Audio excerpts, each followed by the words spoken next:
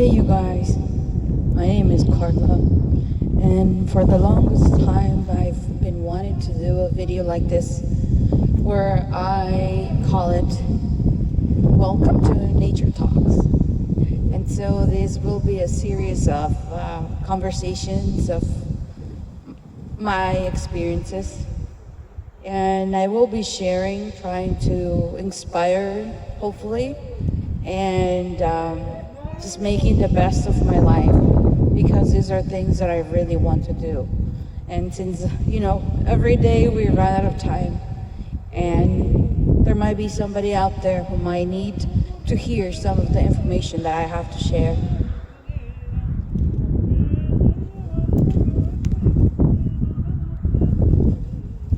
So, thank you for taking part of this journey. If you decide to follow, I will be very grateful for that.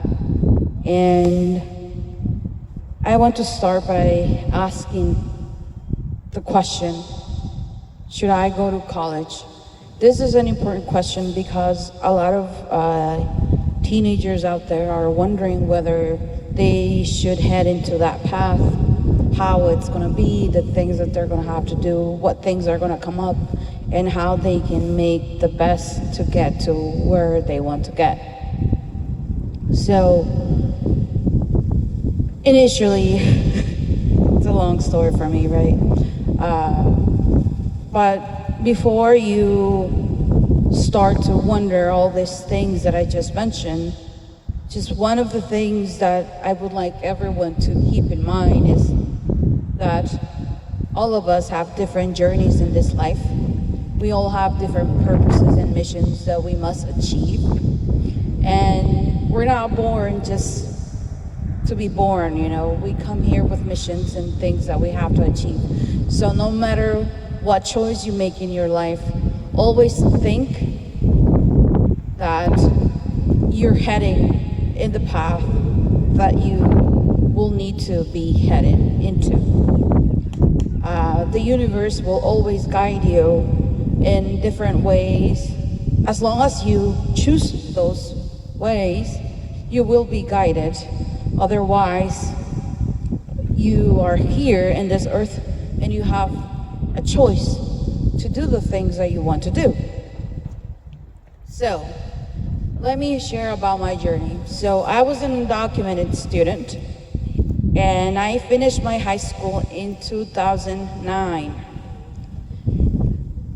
Of course, I came here as a child. I was 12 and I started my 7th grade, and I went to middle school here, and then eventually moved on into high school.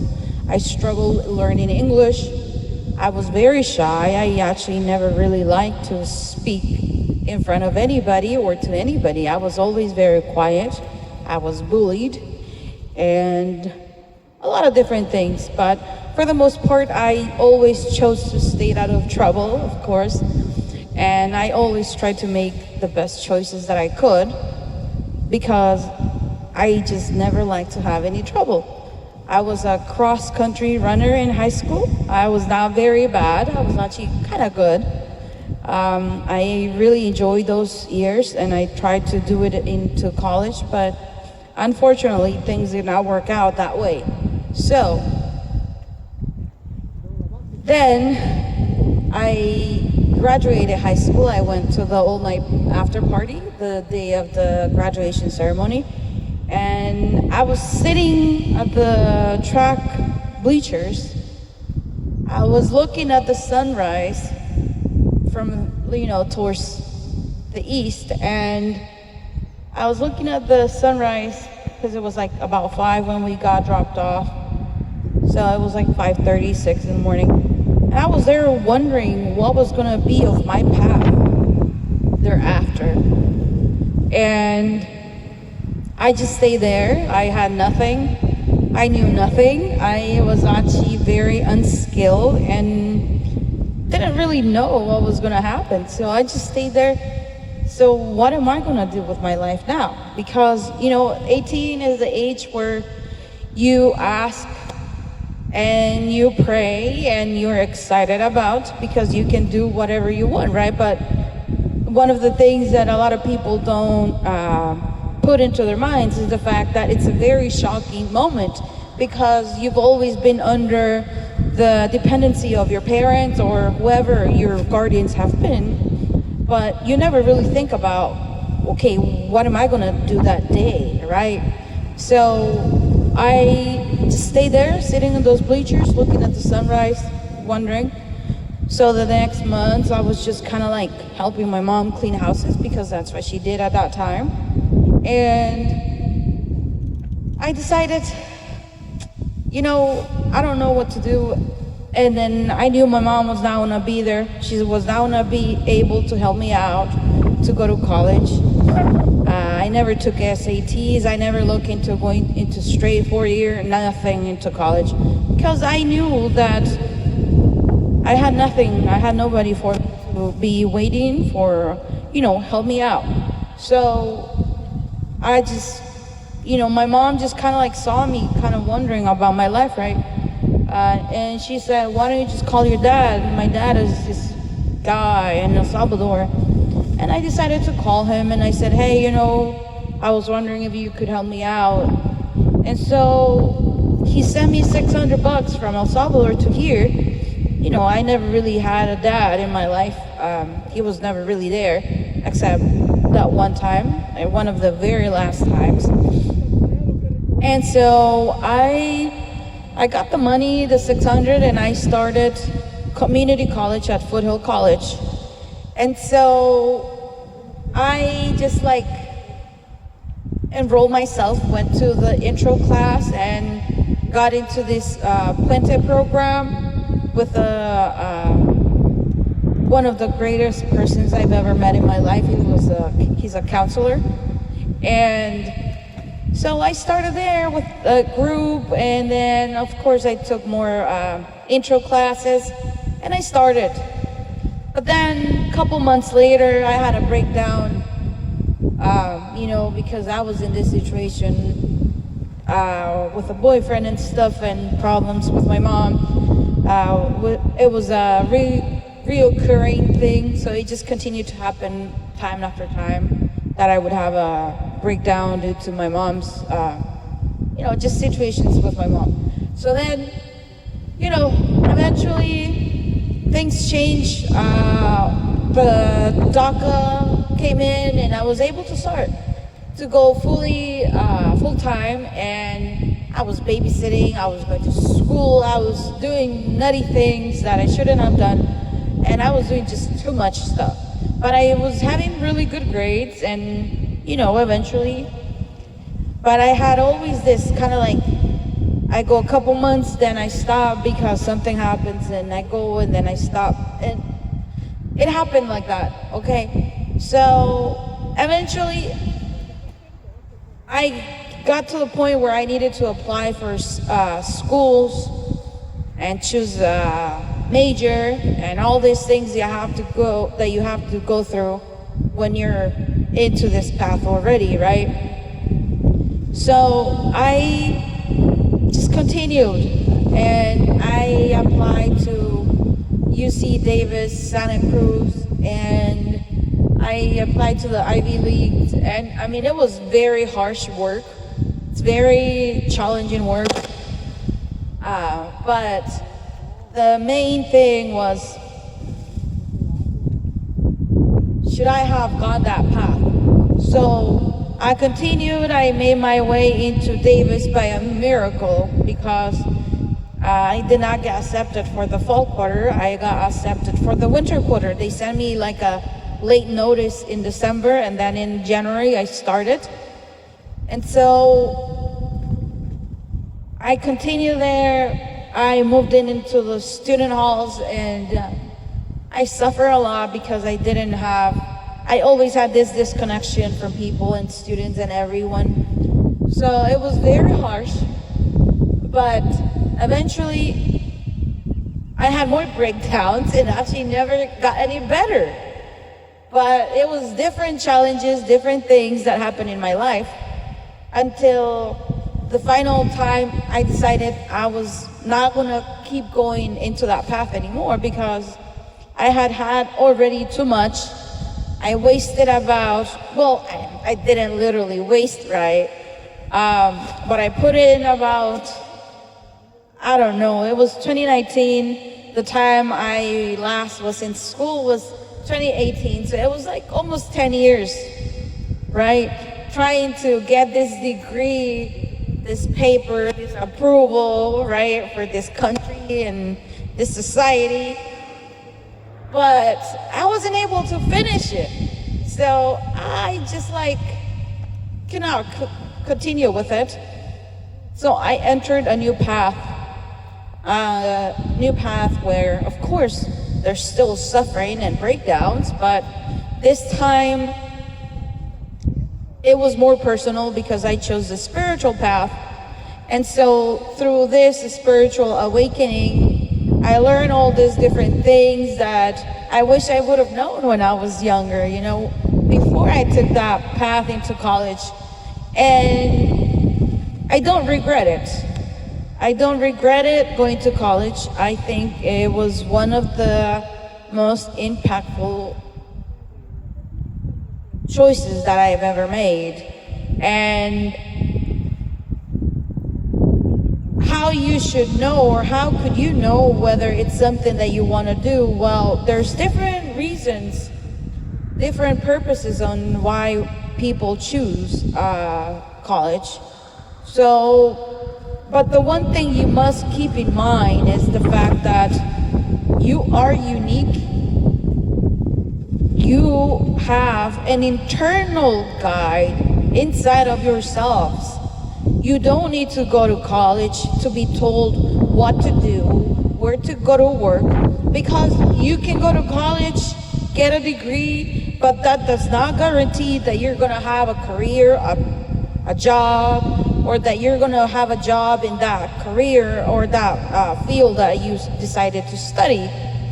So college, it's just kind of like a key to opening new doors in your lives. But of course, there's that financial barrier, which is the part that made it very difficult for me. So you make the choice whether you want to choose to study to make more money, or you have to make that choice. You have to decide why you want to do it. And so I'm not here to tell you do it. I'm not here to tell you don't do it. I'm here to tell you that you can do it if you like to. If that is the passion that you have, if that is the calling that you have. Don't think that you starting it means you'll finish it, because as long as you continue into this college path, there might be a moment in your life where you will decide that it's not the thing that you want in your life. Because to be honest and real here today, college is not the place where you're gonna go and be happy. College is not the place where you're going to go and say you find your true self. Because everyone there is for academic purposes, for societal purposes, because a lot of us are imposed that we have to go to school and get this degree in order to be somebody in our lives. But that's not true, because you can be anything and you can try and find different ways to achieve it or get to it. So, like I'm saying, it's not a thing where I tell you do it or don't. No, it's a thing that you have to be very careful and always be open to the possibilities of what can happen along that path. Because you can be the most studious child, you can be the most privileged, you can have the best grades ever, but the thing is that what makes you feel you? So if you feel that maybe it's not the thing where you want to jail yourself into this cell of college, then don't do it. College is like a fucking prison, you know? It's fucking brutal. It was very hard for me to be there because I had nobody there for me. You know, and I did have a lot of support in some ways. I did have a lot of flexibilities, but it was not the thing that was making me feel myself. It was not the place where I felt connected, where, you see, because we all are like stars.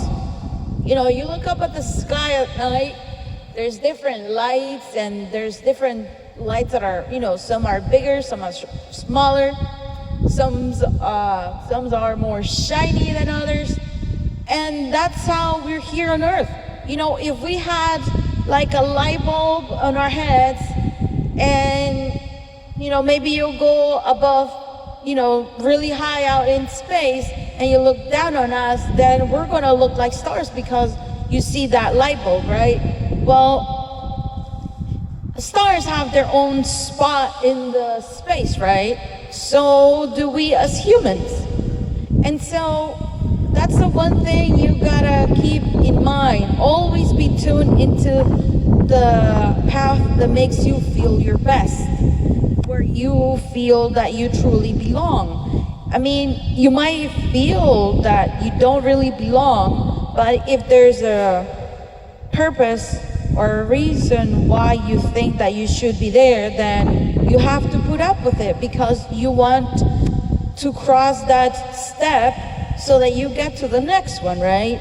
Because if you want to be a school teacher, right, you have to go to school for sure, because of course, I mean, you can try online teaching nowadays, right? But nothing guarantees, right? But if you go to, if you want to be a teacher, you have to take this classes and go to college, and you have to do these licenses. So that's the kind of thing where you have to go to school for, right?